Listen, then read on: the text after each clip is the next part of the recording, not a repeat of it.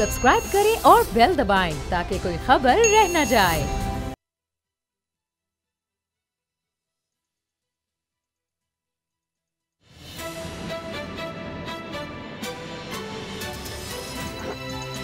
अब पता चला में आज आप जान सकेंगे सेनेट इजलास में भी तल्खी, इजलास कोरोना पर जोर सियासत पर, सिंध वफाक तनाज़े में शिद्दत, कौन करेगा अवाम की खिदमत, तैयारी कर लो हम सिंध आ रहे हैं, वजीर खारजा का बयान धमकी या इत्तला। बिस्मिल्लाहिर्रहमानिर्रहीम, अस्सलाम वालेकुम। मैं हूं मोहम्मद उसामा गाजी और आप देख रहे हैं अब पता चला। सियासत में आज फिर तूफ़ान बरपा है और दोनों तरफ से, यानी सिंध हुकूमत की तरफ से और वफाकी हुकूमत की तरफ से तुंद तेज़ बयानात हमारे सामने हैं। शामिल कुरैशी साहब ने जब कल सिंध कार्ड की बात की थी, आज बिलावल उस पर गुस्से में थे। आज तो उन्होंने कहा कि हम सिंध में भी अब हमारा वोट बैंक होगा। शामिल कुरैशी साहब ने जब ये कहा तो बिलावल ने कहा कि आपको अभी भी वोटों की पड़ी हुई है, और उन्होंने कहा कि मैं सब जानता हूँ कि आपने हमारी पार्टी क्यों छोड़ी और अब भी आप अपना लोहा मनवाने की कोशिश करें। इस पर हम तफसील से बात करेंगे, लेकिन एक चीज़ जिस पर सियासतदान हो, किसी भी तबके से ताल्लुक़ रखने वाले पाकिस्तानी हो, वो ये है कि अर्तुगरुल गाजी जो ड्रामा है वो पाकिस्तान में इस वक्त मकबूल तरीन ड्रामा है और PTV के लिहाज से एक रिकॉर्ड बन चुका है अभी तक, और YouTube पर भी ये रिकॉर्ड बना रहा है अर्तुगरुल गाजी ड्रामा, जो उर्दू में जब डब किया गया। इससे पहले पूरी दुनिया में इसने नाम बनाया है। प्रोग्राम के आखिर में हम आपके साथ एक्सक्लूसिव स्टोरी इस बारे में डिस्कस भी करेंगे। आज प्रोग्राम में एक एक्सक्लूसिव स्टोरी है हमारे पास, और एक्सक्लूसिव स्टोरी है मार्गला की पहाड़ियों से, वो हम आपके साथ डिस्कस करेंगे। लेकिन इससे पहले कि हम वो उस स्टोरी पर आएँ, हम बात करेंगे पाकिस्तान के सबसे बड़े ड्रामा राइटर खलीलुर रहमान कमर साहब से, जो हमें ज्वाइन कर रहे हैं। खलीलुर रहमान कमर साहब, बहुत शुक्रिया। असल में आज आपको तकलीफ़ इसलिए दी कि अब पूरी कौम बेताब हो चुकी है कि आपने एक ऐलान किया है कि ये अर्तुगरुल गाजी की तर्ज पे ही इसी तरह एक हिस्टोरिकल ड्रामा आप बनाने जा रहे हैं, बल्कि शायद आपने उस पर कुछ काम भी शुरू कर दिया है। कुछ आप उस बारे में हमारे साथ शेयर कर सकते हैं, क्यों आपको ये ख्याल आया और आप क्या समझते हैं कि क्यों ज़रूरी है इस तरह से तारीख पर, इस्लामी तारीख पर ड्रामा बनाना? बिस्मिल्लाहिर्रहमानिर्रहीम, अस्सलाम वालेकुम उसामा, अस्सलाम वालेकुम everybody who is listening and watching. Usama, ये कोई ख्याल मुझे आज नहीं आया। मेरा ख्याल है कि जब मैं शुरू में ड्रामा लिखा करता था, जब मैं छपा करता था, when I was a kid, उस वक्त भी मैंने मेरा जो पहला मेरा गालिबन या दूसरा प्ले था मेरा, वो शहीद का बेटा था और वो कश्मीर के ऊपर था।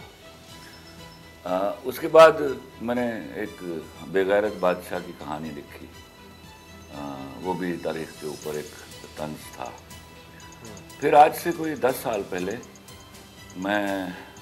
बल्कि 10 से 12 साल पहले मैं अपने बड़े जो प्रोड्यूसर दोस्त हैं उनसे बैठ के बहस किया करता था कि इट इज़ हाई टाइम कि अब हमें तारीख के ऊपर लिखना चाहिए। और आपको पता नहीं, अल्लाह ने जो मुझे तारीख के हवाले से मेहरबानी की हुई है मेरे कलम पर, तो वो उसकी आजमाइश इसलिए भी ज़रूरी है कि मेरे मुल्क को, मेरी नई जनरेशन को बिल्कुल इस बारे में जानकारी नहीं है कि हमारे हीरोज़ कौन थे और हमारे हीरोज़ पर हमें प्राइड कब लेना है। ये बात समझ में नहीं आ रही थी।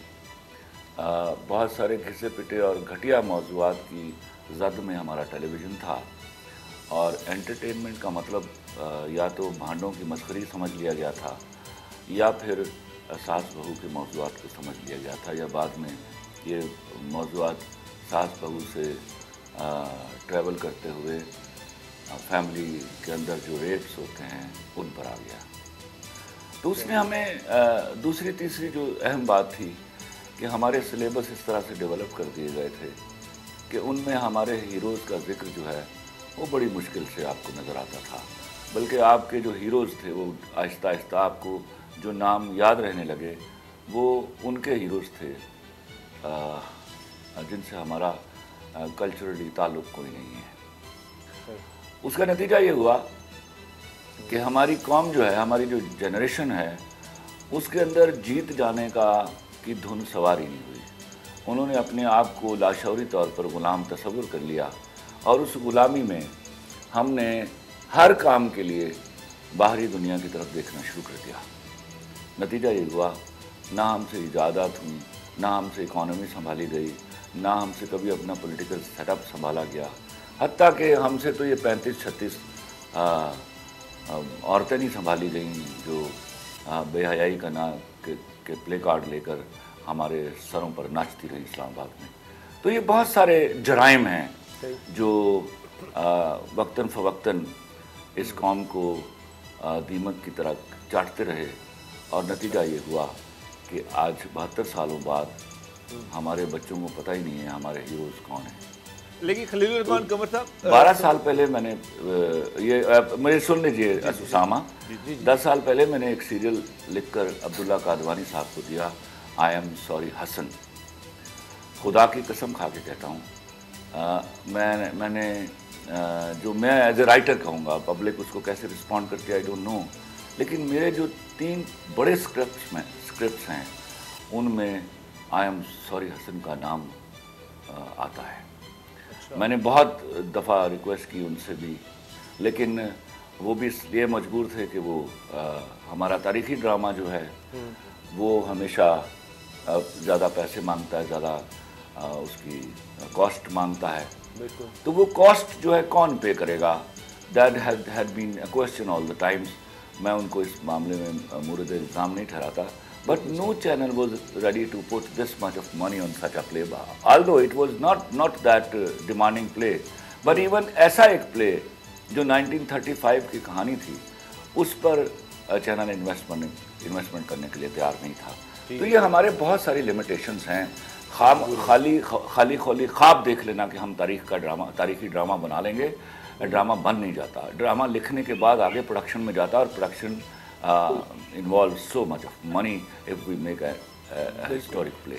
इसके लिए मेरे ख्याल में मैंने कभी भी स्टेट को या हुकूमत को कभी नहीं चाहा कि वो किसी ऐसे मामले में फिल्म मेकिंग में या दूसरे कामों में वो दखलंदाजी दे या हेल्प आउट करे, लेकिन ये तारीखी ड्रामा है जो है उसके लिए मैं बड़े पुरजोर तरीके से कहूँगा कि हुकूमत की मदद के बगैर नहीं बन सकता, वरना आपके हीरोज़ दूसरों के हीरोज़ से बदल जाएंगे और आपकी जनरेशन को पता भी नहीं चलेगा कि आपके हीरोज़ कौन हैं, उन्होंने क्या कारनामे अंजाम दिए थे।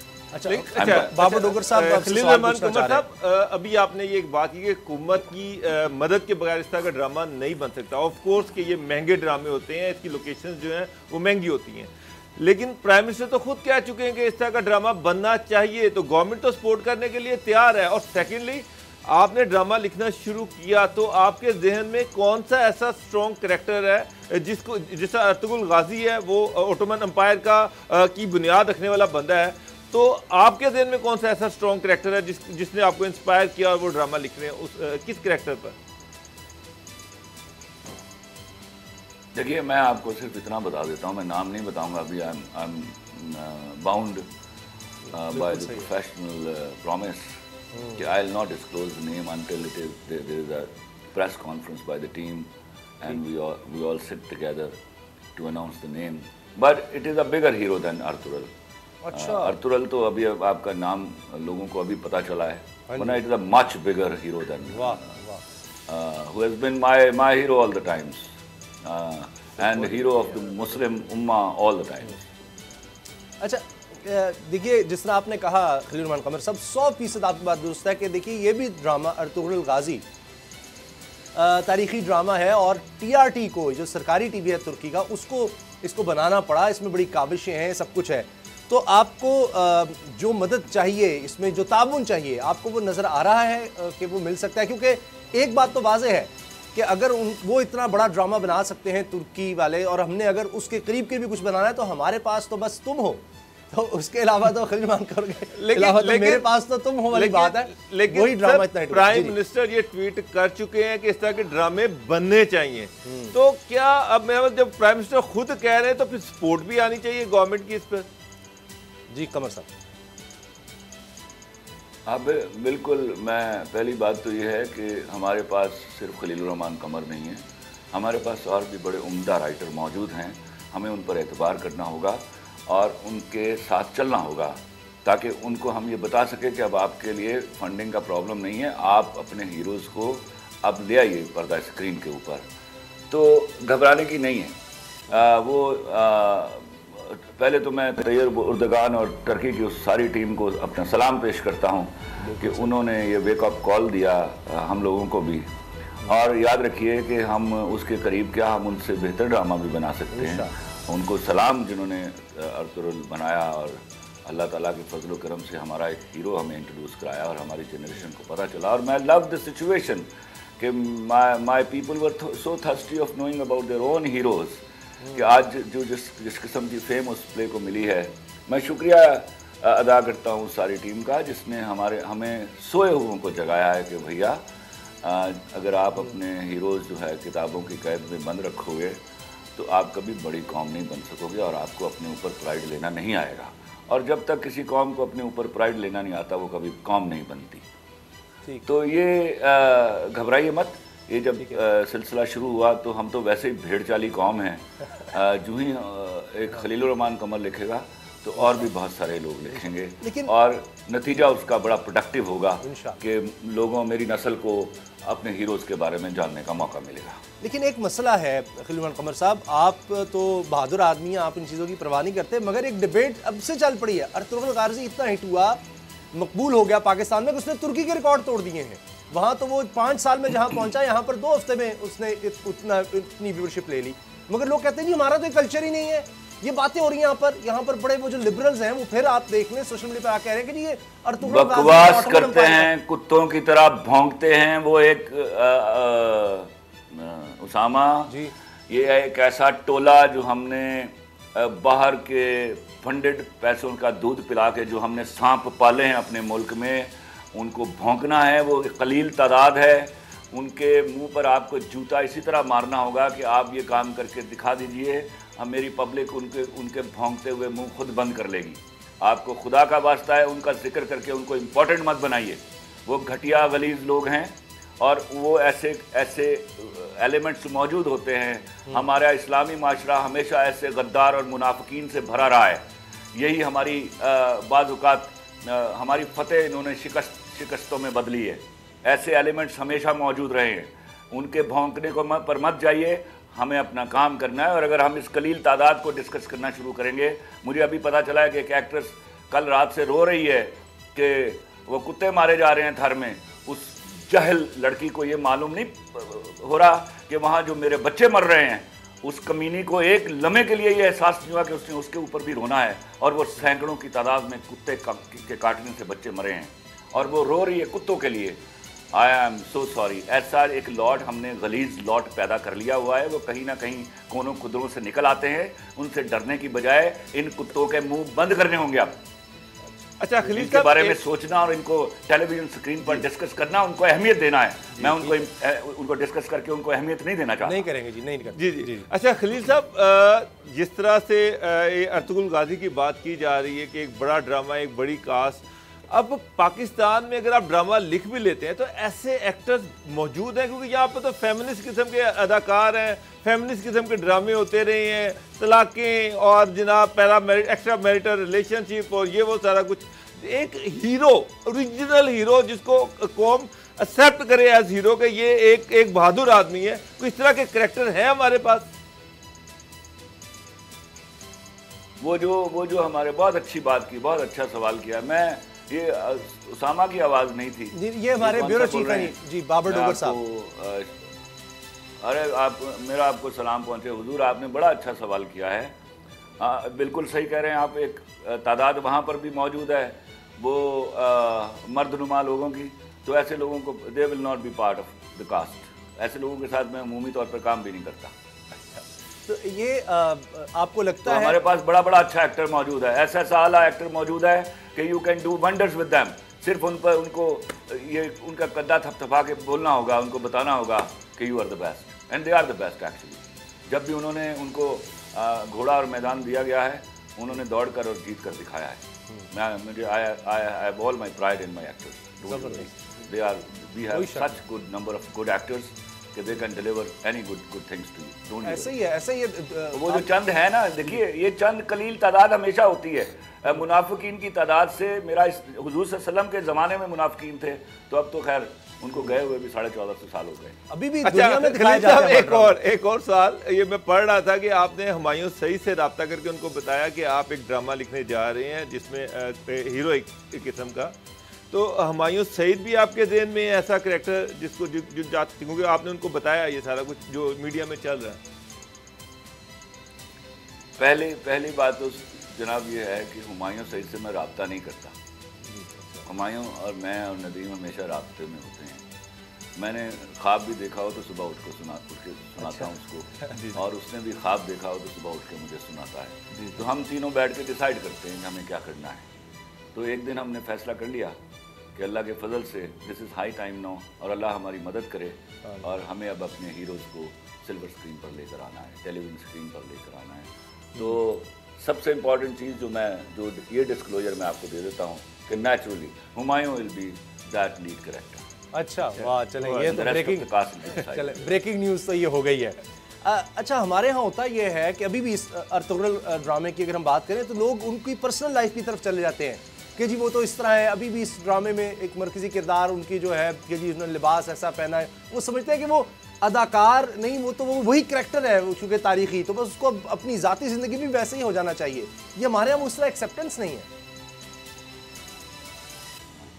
ये घटिया लोग, मैंने कहा ना, एक कलील तादाद है, वो तो मेरे करैक्टर की तरफ चले जाते हैं। वो तो चलो कोई और दूर की बात है, वो तो मेरे करैक्टर की तरफ। अच्छा खलील साहब, एक और चीज़, हालांकि मैं इन सब के करैक्टर्स को जानता हूँ और इनकी जरूरत नहीं होनी चाहिए, बट इनकी तो इतनी भी हिम्मत और जरूरत है कि ये मेरे करैक्टर तक भी बात कर ले, मेरे करैक्टर तक की भी बात कर ले। अच्छा खलील साहब, अब आप खुदा के वास्ते देखिए, गद्दार की एक मेरी बात सुन लीजिए, मुनाफिक कितने होते हैं एक मुल्क में, गद्दार कितने होते हैं, घटिया लोग कितने होते हैं, सूडोज कितने होते हैं, उनको अलग के छांट के अलग कर दिया जाता है, और उनको समझिए कि एक बाढ़ के गिर्द एक कफस में बंद कर दिया जाता है कि भौंकते रहो यहाँ बैठकर, उनकी परवाह नहीं करते।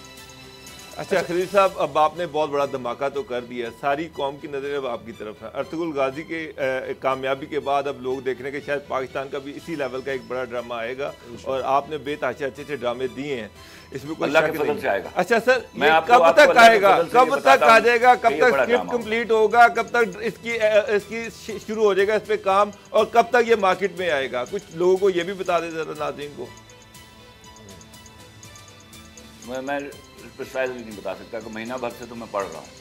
अच्छा। ये वह ड्रामा था जिसको लिखने के लिए मुझे दोबारा पढ़ाई में जाना पड़ा, और किसी ज़माने में I used to be a wonderful student, तो आज मुझे वो अपने वो ज़माने याद आ रहे हैं, तो मैं किताब लेकर बैठ जाता हूँ, फिर उसी के साथ वही मेरे साथ बिस्तर पर सो जाती है, मैं उसके साथ सो जाता हूँ।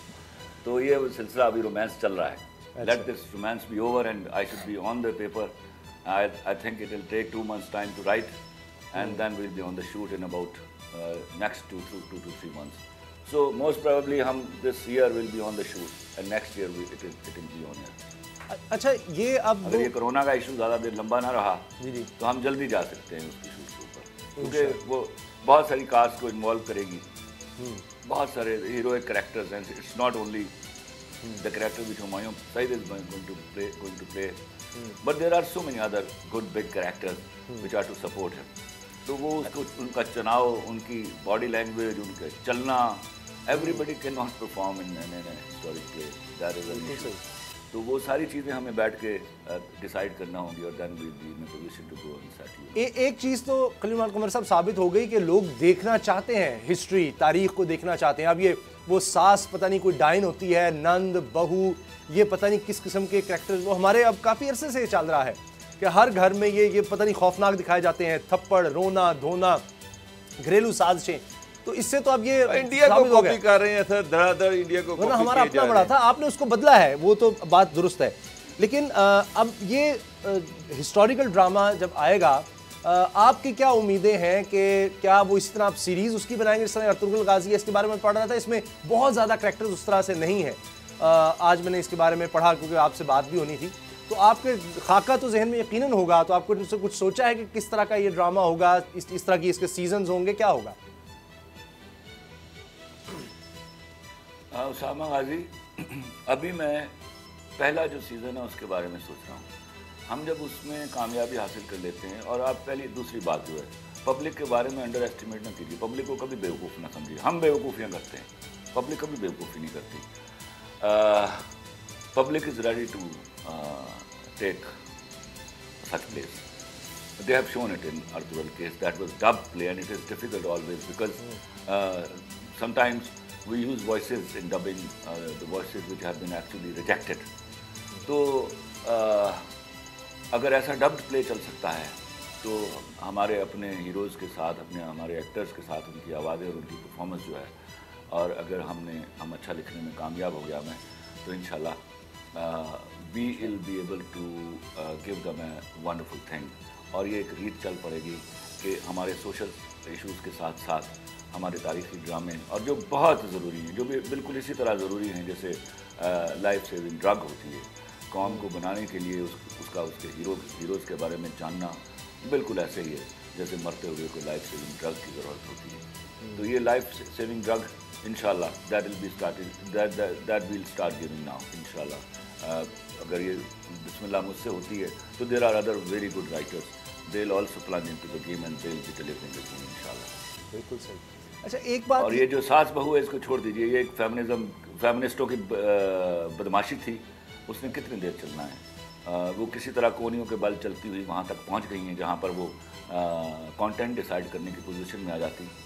तो अब चैनल को भी सोचना होगा कि इस जलालत के साथ हम कितनी देर स्टे कर सकते हैं। अच्छा खलील साहब, आपने अभी बात की time should be over for that, अभी कम ऑन द जी। अच्छा, ये एक चीज़ है कि अच्छा ये कितना फ़र्क पड़ता है इससे। मैं हॉलीवुड अगर हम देखते हैं, वहाँ एवेंजर्स और सबसे ज़्यादा जो फिल्में हिट होती हैं सुपर हीरोज़ की, सुपर हीरो जो ख्याली हैं, जिनका कोई ताल्लुक ही नहीं। हमारे पास तो जिस तरह आपने कहा तारीख में हमारे हीरोज़ मौजूद हैं एक से बढ़कर एक।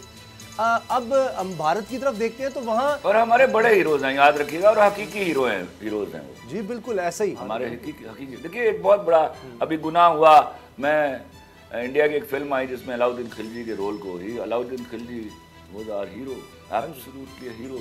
उसको एक हिजड़ा पेंट किया गया, उसको एक मक्कार आदमी पेंट किया गया। तो मेरी जो नई नस्ल है जो watcher of fond of watching Indian films, तो उसके अंदर जो मैसेज गया है, जो नॉलेज गई है अलाउद्दीन खिलजी के बारे में, that is very negative. This is how distorted culture paintings come in your eyes and they distort your minds actually. वो डिस्टॉर्टेड पिक्चर जो है कल्चर की, वो जो एक हीरो की है, वो आपके अंदर ट्रैवल करा दी गई है। अब उसको निकालने के लिए हमें बड़ा जोर लगाना पड़ेगा। आपको नहीं मालूम, हमने बड़ा टाइम वेस्ट कर दिया है। मेरे मुल्क के पास अब डेकेड्स नहीं है कि वो डेकेड्स तक इंतज़ार करता रहे कि हम इस वो जो एवोल्यूशन के ज़रिए घटिया ड्रामों के कॉन्सेप्ट से आगे निकलें और आगे निकल कर फिर हम कुछ बनाएं। अब this is high time we should be making. और थैंक्स टू इमरान खान कि इज़ रेडी टू, उनको भी मेरा ये पैगाम है कि ये खाली चाहिए से बात नहीं बनेगी हुजूर, आपको आना पड़ेगा। जिस तरह जितने इम्पॉर्टेंट इशूज़ बाकी इस कौम के हैं, ये भी बहुत बड़ा इंपॉर्टेंट इशू है, बिकॉज कौमें जो हैं वो टेलीविज़न और फिल्म से सीखती हैं। अगर आपने कौम को बनाना है तो आपको अपनी टेलीविज़न इंडस्ट्री को सपोर्ट करना होगा at this particular juncture, I tell you, वरना हम बहुत पीछे रह जाएंगे और बहुत दूर रह जाएंगे, बल्कि पीछे नहीं, हम बहुत दूर रह जाएंगे। खलील साहब, इसी चीज़ पे मैं आना चाह रहा था कि अभी आपने कहा कि इस पे बेतहाशा फंडिंग चाहिए इस तरह के बड़े कमर्शियल ड्रामों के लिए, क्योंकि ऑफ कोर्स फंडिंग पता चलता है कि नज़र आती है कि बहुत ज़्यादा फंडिंग चाहिए। तो अब आपने स्क्रिप्ट तो शुरू कर दिया, तो फंडिंग वाला मामला कैसे रिजॉल्व होगा इसका? हो जाएगा, वो हो गया होगा तो शुरू किया है ना मैंने। सारी बातें ना उगल वाली ये भी सही, उन्होंने आपने काफ़ी 2-3 ब्रेकिंग तो दे दी हैं। अच्छा, ये जो बात है, मैं भारत की अगर हम बात करें, हमारा सुल्तान टीपू, मैं नहीं कह रहा कि आप उस पर बना रहे हैं, उसके अलावा है कोई यकीनन कुछ वैसे भी ये नहीं बताया कि वो सब कॉन्टिनेंट के हीरो हैं या वो अरब के हीरो हैं। ज़्यादा नहीं पूछते ना, वरना लोग पिन पॉइंट कर लेंगे जितना खलील साहब खुद अपनी मर्जी से। वो मुसलमानों के हीरो हैं सरकार। हाँ, सब कॉन्टिनेंट के कौन से हीरो थे? हाँ जी, अभी हम देख लेते हैं कि जी वो गुलाम कौमों के हीरोज नहीं होते सर। हाँ जी, अब सुल्तान टीपू हमेशा से ये रहा तारीख में सब कॉन्टिनेंट का हीरो था। अब वहाँ पर जब से मोदी गवर्नमेंट आई है, उन्होंने वहाँ सुल्तान टीपू को भी कोई चैप्टर से निकालने की कोशिश शुरू कर दी है। वो इतना बड़ा हीरो था कि हर जगह कब्जा हो गया अंग्रेजों का। मैं उसामा, अभी मैं ना इस बात पे, उसामा प्लीज, आप तो पढ़े लिखे और आपके अब्बा तो महा पढ़े लिखे आदमी हैं, तो आप ज़रा समझिए कि सुल्तान टीपू को मैं अभी इतना बड़ा हीरो नहीं मानता कि मैं उन पर लिखने लगूंगा। अच्छा। उन्होंने अपने अहद में 3 जंगें लड़ी हैं, तीनों हारी हैं, तो मैं अपने हीरो को शिकस्त खाते नहीं लिखा सकता। मैं माजरत चाहता हूँ। चले ठीक है, इस पर ये बड़ा डिबेटेबल इशू है। चले सुल्तान टीपू तो माइनस हो गए, ये तो हमें पता लग गया ये तो फिर हमें पता लग गया कि ये सुल्तान टीपू पर नहीं है ड्रामा। एक चीज़ मैंने देखने क्लियर करवा ली है। तो ये और कैरेक्टर्स जो हैं आपने बता दिया, हुमायूं सईद तो, और मोहम्मद मैं तो क्लू दे देता हूँ ना, मोहम्मद बिन कासिम हुमायूं सईद कर नहीं सकता। He was only 17 years when he actually conquered India. ठीक है, चलें ये तो आपको ये भी एक और चलिए क्लू दे दिया। लेकिन सब एक क्वेश्चन मेरा भी है कि एक टाइम था कि पाकिस्तान में भी अच्छे ड्रामे ताकि बने, शाहीन बना, उसके अलावा और भी ड्रामे बने, लेकिन ये कल्चर प्रमोट नहीं हो सका। अनफॉर्चुनेटली कुछ फिल्में भी बनी, लेकिन उसके बाद फिर वो उस पर दोबारा वो नहीं बन सकी। क्या वजह है कि इस तरफ लोग क्यों नहीं आते पाकिस्तान में? पाकिस्तानी दुनिया में बेताजा ड्रामे बनते हैं। क्योंकि मेरा ये ख्याल है खलील मंसूर कमर साहब के सरकारी सरपरस्ती के बगैर कहीं भी आप दुनिया में चले जाएं, कोई आप मिसाल तरक्की याफ्ता मुल्कों की भी ले लें, तो उनकी बगैर नहीं इस तरह। मैं इसका मुख्तसर जवाब दूंगा। मैं सारे सवाल आपके समझ गया जो आप कर चुके हो, जो करने वाले। जी जी जी जी, मुझे बताइए, अमेरिका के जो स्कूल कोर्स में, आपके स्कूल कोर्स में यहाँ अमेरिकन हिस्ट्री पढ़ाई जाती है, अमेरिका के किसी स्कूल में पाकिस्तान हिस्ट्री पढ़ाई जाती है? नहीं। तो इस बात से शर्म कीजिए ना। हम सब लोग, मेरे बशमूल हम सबको शर्म करनी होगी। अगर आप अपने कोर्सेज में अपने मुल्क की हिस्ट्री नहीं पढ़ा सकते तो हीरोज़ को क्या इंट्रोड्यूस कराएंगे हम? समझे आप? बिल्कुल सही। हम जो फ़ख्र से बताने वाले हैं कि मेरा बच्चा 70,000 रुपये। चलें कमर साहब, आपका बहुत शुक्रिया, बहुत बहुत शुक्रिया, आपने इतना वक्त दिया, बड़ी मेहरबानी। हमारी दुआएं आपके साथ हैं, नेक तमन्नाएं आपके साथ हैं कि ये ड्रामा जो है आप जिस तरह जब आए तो ये छा जाए और इससे कौम में एक नया जज्बा पैदा हो। ब्रेक के बाद मिलते हैं।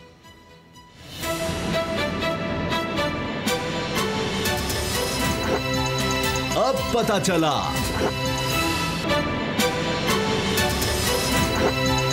अब पता चला। सियासत में फिर बयानबाजी शुरू हो चुकी है और एक इजलास होने से, जो कि कोरोना के दौरान बहुत से लोग कह रहे थे नहीं होना चाहिए, लेकिन वहां जब इजलास हुआ तो फिर इल्जामात शुरू हो गए। यहां तक कहा गया, वजीर खारजा जो हैं उन्होंने बड़े सख्त बयान दे दिए कि पीपल्स पार्टी की हुकूमत ये सिंध कार्ड इस्तेमाल कर रही है, अब सिंध कार्ड नहीं हो सकता, अब पाकिस्तान कार्ड ही चलेगा। आज राजा ज़फ़रुल हक साहब मुस्लिम यून के सीनियर रहनुमा हैं, सेनेट में उन्होंने कहा कि सिंध हुकूमत को काम नहीं करने दिया गया।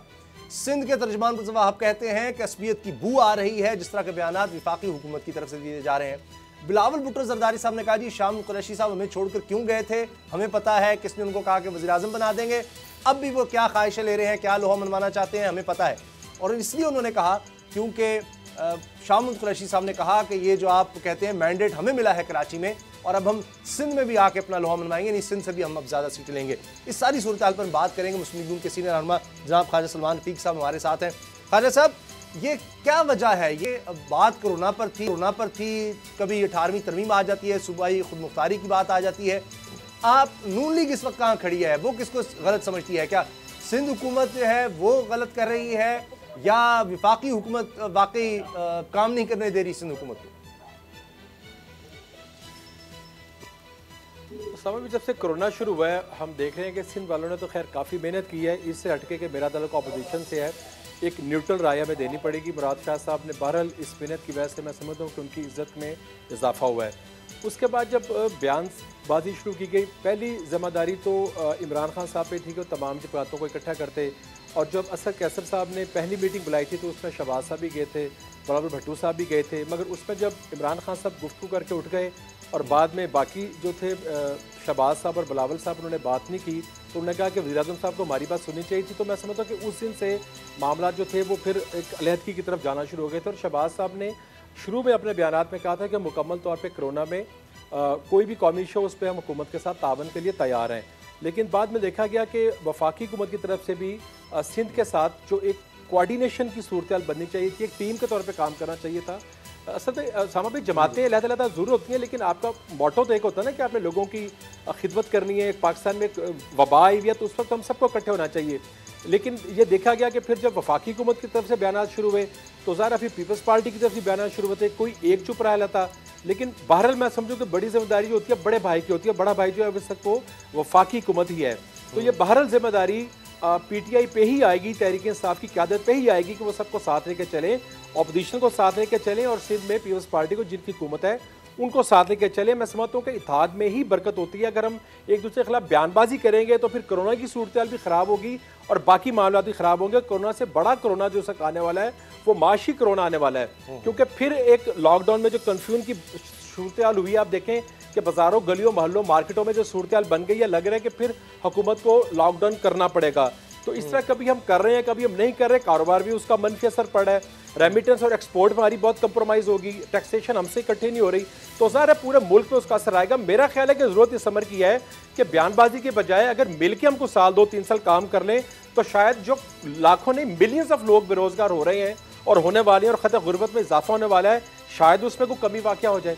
अच्छा सलमान साहब, ऐसे वक्त में जब कोरोना अपने पीक पर है, 18वीं तरमीम का इशू छेड़ दिया गया, उसके साथ नैब में अमेंडमेंट का, नैब ऑर्डिनेंस में अमेंडमेंट का इशू छेड़ दिया गया, समझ लगी कि इस वक्त कंसेंसस की ज़रूरत है या इस तरह के इशू की ज़रूरत है जिससे फासले बढ़ें।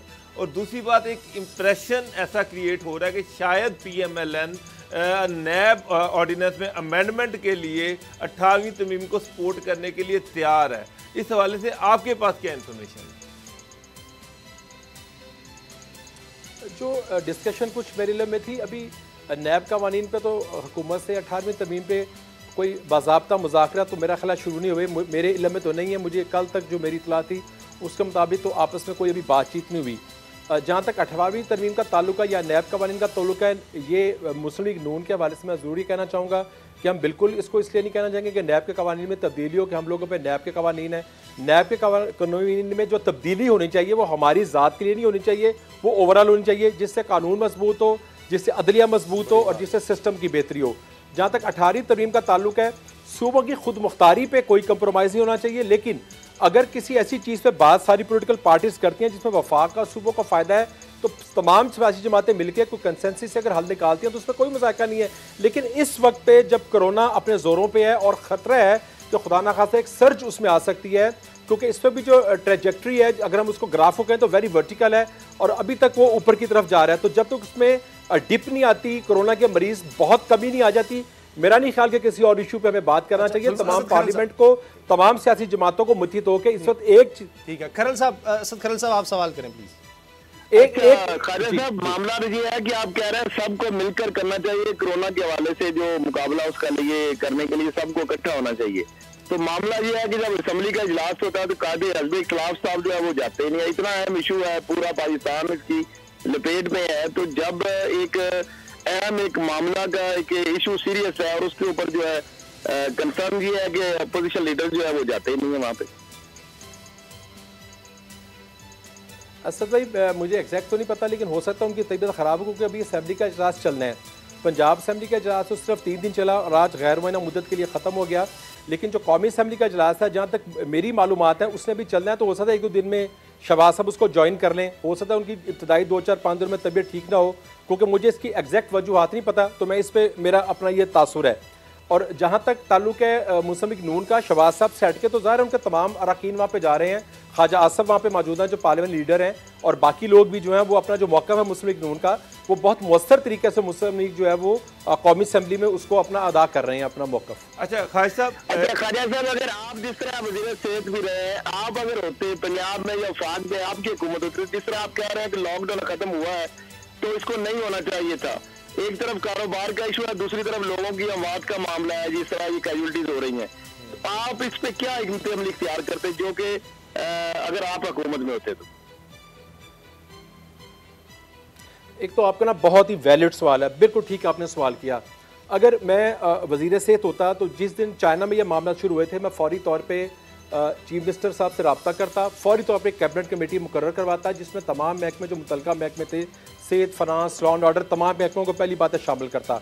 उसके बाद जो इंटरनेशनल एक एक्सपीरियंस था WHO के थ्रू या चाइनीज़ के थ्रू, अपनी एम्बेसी के थ्रू फौरी तौर पर रब्ता करके मैं पता करता कि हमें किन किन चेक लिस्ट पूरी बनाई जाए, किन किन चीज़ों की ज़रूरत है, किट्स हमने कहाँ से इंपोर्ट करनी है। उसके बाद जो हमारे इंटरनल इश्यूज़ थे, यानी जो प्रोटेक्शन गैस था वो कौन कौन सी फैक्ट्री बना रही है, कि हमारी डिमांड क्या होगी, हमने सप्लाई कितनी करनी है, कौन कौन सी पूरे पाकिस्तान में लैब्स हैं। अगर मैं पंजाब की सिर्फ बात करूं तो पंजाब में कौन सी लैब्स हैं, सरकारी भी और प्राइवेट भी, क्योंकि जब आप हंगामी हालत में हैं, एक वॉर की हालत में हैं, तो फिर ज़्यादा प्राइवेट लोग भी आपके साथ कोऑपरेट करते हैं, आपने वसाइल उनको मुहैया करने होते हैं और आपके पास रेगुलेशन का सिस्टम होता है जिसके तहत आप टेस्टिंग जो क्राइटेरिया था उसको बेहतर कर सकते थे। क्वारंटीन सेंटर्स पे हम अपना काम शुरू कर देते। तो जो भी मेजरमेंट्स लेने थे हेल्थ के वाले से हम प्रोएक्टिव अप्रोच के साथ काम करते हैं और उसके बाद उसकी मॉनिटरिंग करते, ताकि जिस कदर हो सकता है उस लोड को कम करते। ज़्यादा 100% लोड आप कम नहीं कर सकते, लेकिन आप काफ़ी हद तक लोगों की जो एक मुश्किलात हैं, एक आजमाइश है, उसमें कमी आप कर सकते हैं। बाबर साहब बिल्कुल सलमान साहब, एक और चीज़, एक तरफ कोरोना के पेशेंट्स में इजाफा हो रहा है, दूसरी तरफ पार्शियल लॉकडाउन को ख़त्म कर दिया गया और मार्केटें खोल दी गई हैं।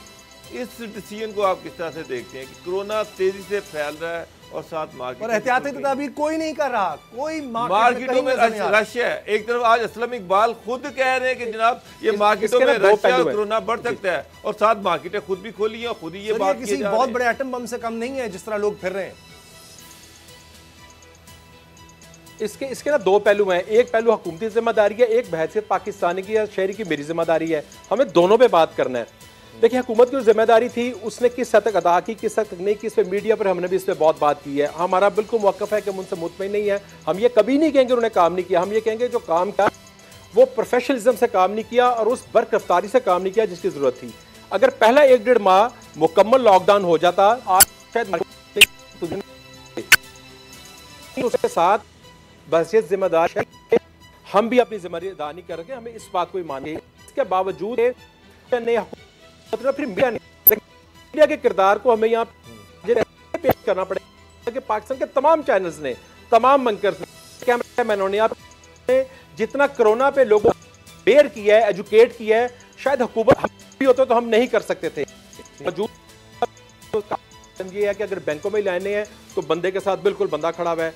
मास्क जो है कुछ लोग कर रहे हैं, कुछ लोग नहीं। मार्केटें खुली हैं तो हम एक ब्रश के तौर पे मार्केटों में जाना शुरू हो गए हैं। जिम्मेदारी है बहैसियत शहरी के, मेरी भी जिम्मेदारी है, हमें भी अपनी जिम्मेदारी अदा करनी होगी। हुकूमत बहुत बहुत शुक्रिया खैर सलमान फीक साहब। बिल्कुल आप जाहिर है आप अपनी पार्टी के मौके दे रहे, लेकिन आपने फिर भी बिल्कुल सही बातें की हैं। ये इस चीज़ को हम अप्रिशिएट करते हैं। बहुत शुक्रिया आपका। ब्रेक का वक्त है। ब्रेक के बाद हम बात करेंगे ब्यूरो चीफ इस्लामाबाद पोल न्यूज़ गुलाम मुर्तज़ा साहब से और उनसे जानेंगे कि इस्लामाबाद की मारगला हिल्स में क्या होता रहा है। ब्रेकिंग न्यूज़ है और एक्सक्लूसिव न्यूज़ है। ब्रेक के बाद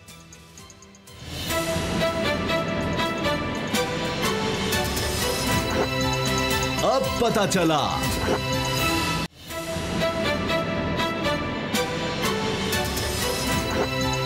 अब पता चला। एक्सक्लूसिव न्यूज़ है इस्लामाबाद से हमारे पास, फुटेज भी हमारे पास है। हम आपको सबूत भी दिखा रहे हैं कि किस तरह से सुप्रीम कोर्ट के अहकामात की धज्जियां उड़ाई जा रही हैं। असल ये मामला क्या है, क्यों ऐसा हो रहा है, इस पर हम बात भी करेंगे। हमारे साथ ब्यूरो चीफ इस्लामाबाद गुलाम मुर्तज़ा। गुलाम मुर्तज़ा साहब, ये बताएं ज़रा, हम तो अब ये मनाजिर भी दिखा रहे हैं, ये हो क्या रहा है? ये तो क्रशिंग चल रही है, अहकामात क्या हैं सुप्रीम कोर्ट के, वे सब बताएं हमें। जी, सुप्रीम कोर्ट ऑफ पाकिस्तान ने मार्च में ये फैसला दिया था और 3 रुकनी बेंच था। चीफ जस्टिस गुलजार साहब की सरबराही में ये बेंच था। उन्होंने 1993 का ये ह्यूमन राइट्स केस था जिसमें ये फैसला दिया कि मारगला हिल्स पर, क्योंकि ये मारगला हिल्स 3 सूबों को ये लगती है, एक वफाक को लगती है, इस्लामाबाद को, एक कुछ हिस्सा इसका केपी में है और कुछ हिस्सा जो है वो पंजाब में है। दोनों सूबों को और वफाक को हुक्म दिया था कि फौरी तौर पर क्रशेस जो हैं वो हटाए जाएँ। अभी तक क्रशेस वहाँ पे लगे हुए हैं, क्रशेस को नहीं हटाया गया। एक्सियन जो इस्लामाबाद हैं, ISO के चीफ एग्जीक्यूटिव, उनसे कहा गया था कि फौरी तौर पे वहाँ से उनकी बिजली मुनक़ता करें और उन्हें ये ट्रांसफार्मर केबल तमाम उनकी वहाँ से हटा लें। वो भी अभी तक नहीं हटाई गई। इसके साथ 822 एकड़ ज़मीन है, तकरीबन 40-42 मुरब्बे ज़मीन बनती है। ये जो आप अभी दिखा रहे हैं अपनी स्क्रीन पे, ये तकरीबन इस ज़मीन के ऊपर कहा गया था कि फौरी तौर पे प्लांटेशन 24 घंटे के अंदर अंदर शुरू की जाए। चीफ जस्टिस ऑफ पाकिस्तान के ये अल्फाज थे कि 24 घंटे के अंदर यहाँ पे प्लांटेशन शुरू की जाए ताकि मारगला हिल्स का जो माहौलियात का जो सिलसिला है वो दोबारा बहाल हो सके और इर्द गिर्द के लोग जो हैं वो इससे फ़ायदा उठा सकें। ना क्रशिंग बंद हुई, ना वहाँ पे मादनियात ने कब्ज़ा छोड़ा, ना मादनियात ने इन क्रशर्स की लीज़ जो थी वो कैंसिल की और ना ही इन्होंने अभी तक काम बंद किया है। ये तमाम जिम्मेदारी दी गई थी चीफ कमिश्नर इस्लामाबाद और एक्टिंग CDA तो ये तो तौहीन अदालत नहीं होगी? आमिर अहमद अली, सुप्रीम कोर्ट सबसे बड़ी अदालत, उसके सबसे बड़े जज हैं और उनके अहकामात की हुकुमदुली, ये तो तौहीन अदालत है। जी बिल्कुल, ये अमीन असलम साहब जो हैं उनसे भी रब्ता करने की कोशिश की गई थी, क्योंकि उन्हें भी ऑर्डर किया गया था कि फौरी तौर पे यहाँ पे आप कोशिश करें कि एक दिन के अंदर अंदर यहाँ पौधे लगने शुरू हो जाएं, ताकि मारगला का जो मौसम है उसको बहाल किया जा सके। जंगलात के हवाले से इससे पहले भी चीफ जस्टिस साकिब निसार का भी बहुत बड़ा फैसला है, वो उसकी भी वायलेशंस की जा रही है, और ये फैसला जो है इसकी भी वायलेशंस की जा रही हैं, लेकिन पूछने वाला कोई नहीं है, क्योंकि क्रशर्स वाले हमारी इतलात के मुताबिक जो हैं वो तमाम महकमों को हिस्सा दे रहे हैं। इसी वजह से क्रशर्स वालों ने तमाम इलाके की ज़िंदगी जो है वो जीरन की हुई है, और इसी वजह से इन लोगों को ये जो सुप्रीम कोर्ट के हुक्म है इस पर अमल दरामद भी नहीं हो रहा है। मादनियात वाले पंजाब वाले वो भी खामोश हैं, यहाँ पे चीफ कमिश्नर इस्लामाबाद हैं वो भी खामोश हैं, इसके साथ साथ अमीन असलम साहब जो माहौलियत के वज़ीर हैं वो भी खामोश हैं, यानी कि कोई भी अदारा हमें कोई इस हवाले से जवाब देने के लिए तैयार नहीं है। गुलाम मुर्तज़ा साहब, अरबों रुपए की ज़मीन है। आप ये कह रहे हैं कि अरबों रुपए की ज़मीन है, सुप्रीम कोर्ट के ऑर्डर्स हैं, 3 सूबे इसको वफाक और 2 सूबे इसको लग रहे हैं, और जो क्रशिंग माफिया है वो धड़ल्ले के साथ वो काम भी कर रहा है, और ये गवर्नमेंट भी चुप बैठी हुई है। ऑफ कोर्स ये उनको पैसे दे रहे हैं, वो पैसे खा रही हैं। अब इसका हल क्या है? क्या सुप्रीम कोर्ट किस तरह से इसका नोटिस ले, या इस प्लेटफॉर्म से हम अपील करते हैं, या इसके लिए कोई पिटीशन दायर करनी पड़ेगी कि ये सिलसिला रुक सके अगर ये गवर्नमेंट नहीं सुन रही तो? फर्स्ट ऑफ ऑल जो जिस तरह आपने कहा है, वाक़तन अगर आपका प्रोग्राम भी बहुत ज़्यादा देखा जाता है और आपकी बात भी सुनी जाती है, इस प्रोग्राम में ब्रेक करने का स्टोरी यही मतलब भी था कि ताकि सुप्रीम कोर्ट ऑफ पाकिस्तान के नॉलेज में आएगा।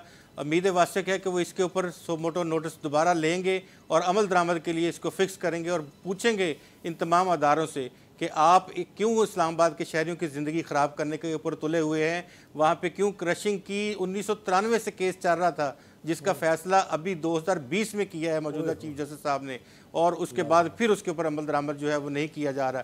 लेकिन इसमें बड़े लोग मुलव्वस हैं, जो यहाँ पे उनके बिज़नेस भी हैं, उनकी सियासी टेरिटरी भी है, और उसके साथ साथ वो क्रशर्स में बिज़नेस भी इन्वॉल्व है उनका। इस वजह से वो ये काम नहीं करने दे रहे कि यहाँ ये बिज़नेस इस तरह का बंद किया जाए, और अवाम की फलाह का जो काम सुप्रीम कोर्ट ने जिसके ऊपर फैसला दिया है उसके ऊपर मनवान अमल दरामद किया जाए। चीफ कमिश्नर इस्लामाबाद की बहुत ज़्यादा रिस्पॉन्सिबिलिटी है, क्योंकि फ़ैसला में ये दर्ज किया हुआ है कि chief commissioner Islamabad oblique chairman CDA will be responsible, कि इसके ऊपर अमल दरामद करने में मुकम्मल जिम्मेदारी उनकी है, लेकिन वो भी अभी इस हवाले से खामोश तमाशाई बने हुए हैं। तो इससे तो गुलाम मुर्तज़ा साहब, ये तो सैलाब का खतरा पता नहीं इलाके में हो सकता है, जिस तरह क्रशिंग हो गई, ये तो आने वाली नस्लों का नुकसान है, माहौल का नुकसान है, वहाँ जो जंगली हयात है, इससे तो सब खतरे में है। और सुप्रीम कोर्ट के चीफ जस्टिस साहब बड़े सख्त हैं ऐसे मामला में। साहब, रियासत मदीना में जहाँ पर इमरान खान साहब ने खुद ग्रीन एंड क्लीन पाकिस्तान की मूवमेंट स्टार्ट की हुई है,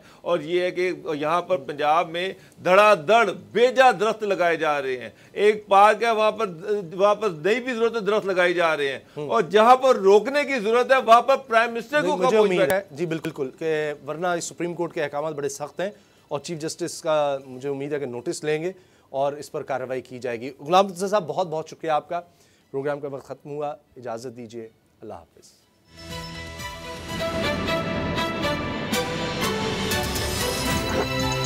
अब पता चला। सब्सक्राइब करें और बेल दबाएं ताकि कोई खबर रह न जाए।